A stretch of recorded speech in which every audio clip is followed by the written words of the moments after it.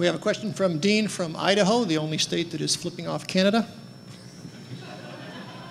I have a two-part question for Dr. Berret, please. First, what do you think of the validity of chelation, not for cardiovascular, but for heavy metal toxicity? And secondly, what's your opinion of Dr. Weil and Dr. Mercola? Yeah. You asked about chelation therapy? Is that what you said? Yes. Chelation therapy is the worst form of quackery. It's based on the idea that if you put in a chemical called EDTA, it can pull out the heavy metals in your body and thus cure or prevent coronary artery disease.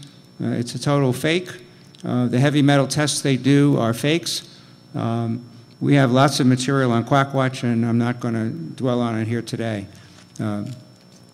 The second one was Andrew Weil. I could describe in one word, he's very glib. He's on Larry King lots of times. That should tell you something. His work is very sloppy. He says a lot of, he has a very I think he's a very good actor. I mean, he pretends to be somebody who will take the best from both worlds, but the fact of the matter is that it takes a lot of knowledge and time to try to dissect what he does. Some of his advice is extraordinarily dangerous. Other advice is quite good.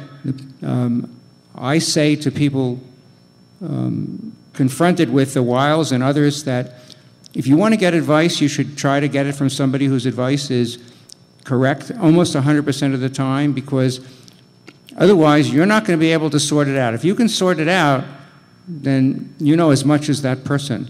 If you want more information on Andrew Weil, Arnold Relman wrote a beautiful article, former editor of the New England Journal of Medicine, wrote a beautiful article which we have on Quackwatch, and we also discuss Weil's relationship with vitamin sales on the internet, which are quite startling. He has these phony tests that you take, and then a company will sell you supposedly customized vitamins.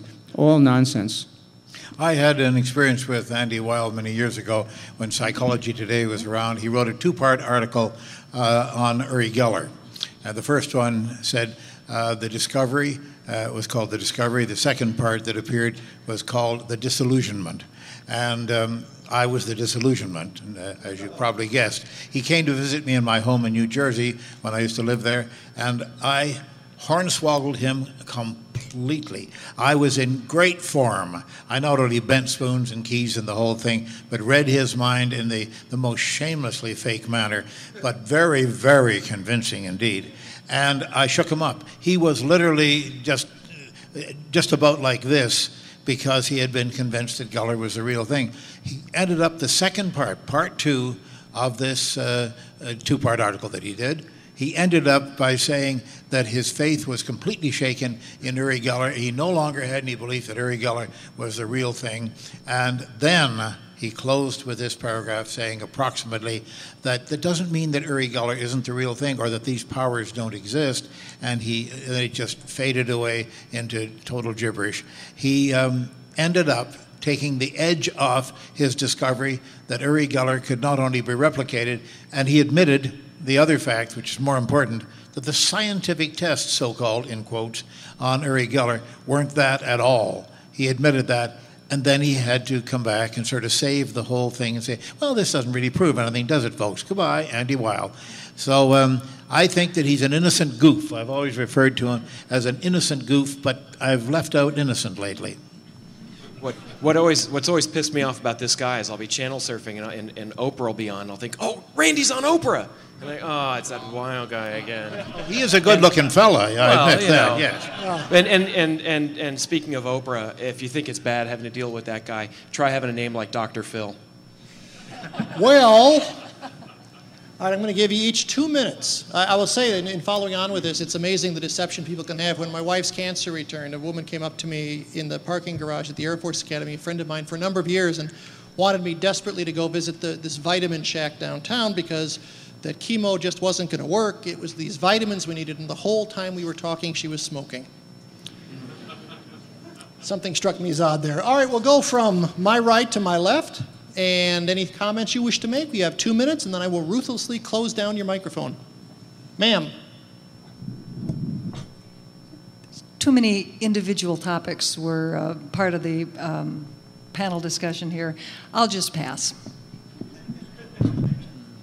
You have another minute and 58 seconds. Sir. At the risk of seeming chicken, I'd like to speak a little later. I'd like to have a little chance to think about what I want to say. Can I do that? Well, it depends on how far we go here, because once I get to Randy, I'm out of time. Sir. Well, I guess it's up to me. Thank you, sir. Yeah, I resonated strongly with the advice that we should speak our minds, and the question is how we speak our minds, and I want to put in a word for ridicule. I mean, it's a pretty blunt instrument, but sometimes it's the only one we've got.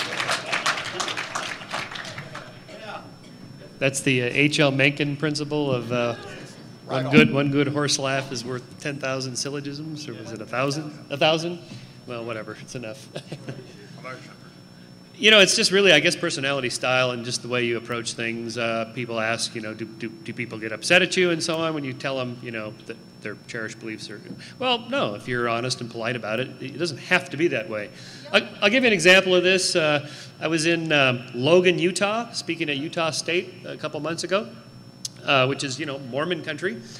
And I just read John Krakauer's terrific book, which is Under the Banner of Heaven. If you haven't read this, he's just a brilliant writer, and he really did his homework on this. And the Mormon church is even scarier than I thought when you really get into it. But I thought, you know, I'll just be polite with these folks and talk to them. So I went to the Mormon temple in Logan, Utah. It's a big, huge, beautiful building, quarried with this great marble. And I know that to really get in, you have to have the card. So I just sort of pretended like I didn't know anything, and I walked by the guys, said, "Hi, how you doing?" And he said, wait. You know, I was sort of walking by him because I wanted to see inside, which you're not supposed to see. So he said, no, you have to be a member in good standing. I said, I'm a citizen in good standing. He said, no, I mean a member of the church. I said, which church? And this church. Anyway, I was just kind of having fun with him. He was an old fellow. And so I was just standing there chatting with him about his family and whatnot. And every person that came by me showed their card.